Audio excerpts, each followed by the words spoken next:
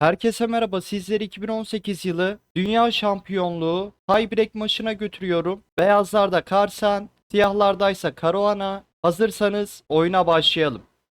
E4, C5, Sicilya savunması, at F3, E6, D5 sürüşünü hazırlıyor. C4, D5 kontrolünü artırdı. At C6, D4. Fırsat bulursa D5 ile merkezden ilerleyecek. C alır D4, at alır D4. At alır D4 yapılırsa vezir alır D4 ile tempoyla Carlsen vezirini gelişir. Fil C5, ver atı, at alır C6 yapılırsa B alır C6 ile Caruana alışı merkeze doğru yapar. Yarı açık B dikeyine sahip olurken D5 sürüşünü yapma fırsatını bulur. At C2, at F6, ver E4'ü, at C3, kısa rok, şah güvenliğini sağladı. Fil E3, gel filleri keselim. Fil alır E3 yapılırsa at alır E3'ten sonra Carlsen'in D5 kontrolü artardı. B6, alışı rakibine bırakıyor. Fil E2, roku hazırladı. Fil B7, fili uzun çapraza yerleştirdi. Kısa rok, şahını güvenli konuma getiriyor. Vezir E7, kaleler arasındaki bağlantıyı sağladı. Vezir D2, kaleler arasındaki bağlantıyı kurdu. Kale F D8. Bu konumu incelediğimizde Carlsen'in C4 ve E4 piyonu sayesinde alan avantajı bulunuyor. Caruana'nın bu piyonlara karşı D5 ile hücum başlatması gerekiyor. D8'e gelen kale D5 sürüşünü destekliyor. Kale F D1, kalesini yarı açık D dikeyine getirdi. At E5, at merkeze yerleşirken filin çaprazını açtı. E4'ü istiyor. Fil alır C5, B alır C5.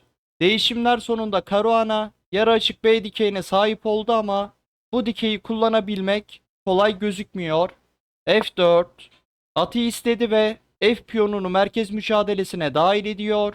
At G6, E4 istek altında, vezir E3, D6. D5 sürüşü yapılamıyor. Caruana belki E5 sürmeyi düşünebilir. Kale D2. D1 karesinde diğer kalesi için yer açıyor. A6. At B5 ile D6'ya baskı uygulanmasını engelliyor. Kale A D1. Yarı açık D dikeyinde kalelerini çiftledi. Vezir C7. B3. C4'ü destekliyor. Fili özgürleştirdi. H6, şahı için H7 karesinde yer açıyor. G3, F4'ü destekliyor. Vezirini özgürleştirdi. İleride belki fili G2'ye yerleştirebilir. Kale D7, D8 karesinde diğer kalesine yer açıyor. Fil F3, fil uzun çapraza yerleşti. D5 kontrolünü artırdı. Kale E8, kalesini rakip vezirle aynı dikeye getiriyor ve D5 sürmek istiyor. D5 sürüldüğünde E alır D5 yapılmasını engelliyor. Vezir F2, vezir rakip kalenin dikeyinden ayrılıyor. Rakibinin D5 sürüşünü bu şekilde engelliyor. At E7, E7'ye gelen at D5 sürüşünü destekliyor. H3, G4 karesini kontrol etti. Artık fili G2 karesine çekebilir. Kale D8. D dikeyinde kalelerini çiftledi. D5 sürüşünü destekliyor. Fil G2. At C6. G4. Carlsen şah kanadından atağa geçiyor. Vezir A5. Ver atı. At A4. Carlsen'in isteği ilk önce G5 ile D7 karesindeki kaleyi destekleyen atı kovmak. Sonrasında at alır C5 ile piyon kazanmak. Caruana boş bir hamle yaparsa örneğin şah H7, G5, H alır G5, F alır G5, at H5, D7 kalesini koruyan at uzaklaştıktan sonra at alır C5. Carlsen piyon öne geçerdi. Burada vezir alır C5 ile devam edilirse vezir alır C5, D alır C5'ten sonra Carlsen kaliteyi kazanırdı. Nerede kalmıştık? At A4, vezir C7, vezir D7 kalesini destekleyip bu planı engelliyor. E5, atı istedi ve merkezden ilerliyor. At burada kaçarsa E alır D6 sonrasında Karsen dümdüz bir piyon öne geçecek. D alır E5 en iyi tercih.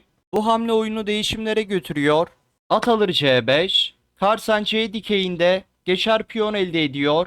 Kale alır D2. Kale alır D2. Kale alır D2. Vezir alır D2. Karsen at alır B7 ile fili almak istiyor. Sonrasında F alır E5 ile devam edecek. At açmazda kalacağı için at E5 alamayacak. Fil A8. F alır E5. At alır E5 yapılırsa at alır E6. Karsan devamında fili alır. Karsan bir piyon öne geçerdi. Vezir alır E5. A6 piyonu boşta gibi dursa da at alır A6 yapılırsa vezir B2 girer ve A2'yi korumanın bir yolu olmazdı. At D7 ver veziri. Vezir B2 atı açmaz aldı ve vezir kanadı piyonlarına basıyor. Vezir D6 vezir F8 girmek istedi. At alır D7 vezir alır D7 vezir alır C2 atı alıyor.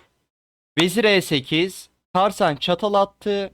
Şah H7 vezir alır A8 materyal sayısı eşitlendi. At istek altında kaldı. Vezir D1 Şah H2 vezir D6 Şah H1 at D4 at istekten çıkıyor. Vezir E4 F5 vezirin çaprazını kapattı.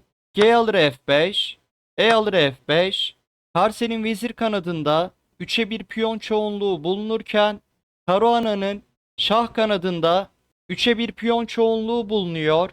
Vezir E3 at E6 B4 Karsan vezir kanadından ilerliyor. Vezir alır B4 yapılamıyor. At boşta kalacak. At G5 C5 tempo ile veziri isteyerek geçeğini sürüyor. Vezir F6 C6 bu konumda vezir D6 devamında at E6 hamlesiyle C geçeğini durdurmaya çalışmak en iyisiydi. At E6 C7 sürüşünü kesti ama oyunu kaybeden hamle. A4 B5 ile piyonları birbirine bağlayacak. At C7 B4 sürüşünü engelliyor. Vezir F4 ver atı. At E6 vezir D6 vezir piyonları destekleyerek ilerletecek. Vezir A1 Şah H2 at D4 Karahan'a karşı tehditler oluşturmak istiyor. C7 C8 sürüp vezir terfi etmek istedi. Vezir C3 vezir C5 gel vezirleri değişelim. Devamında C8 ile vezir terfi edeyim diyor. Vezir E3 Karsan C8 sürüp vezir terfi ediyor. F4 Karsan vezir G4 geliyor ve Karahan oyunu terk ediyor. Karsan dümdüz vezir önde, yapılacak bir şey yok. Analizi beğendiyseniz videoyu beğenmeyi ve kanala abone olmayı unutmayın. Sonraki videoda görüşmek üzere.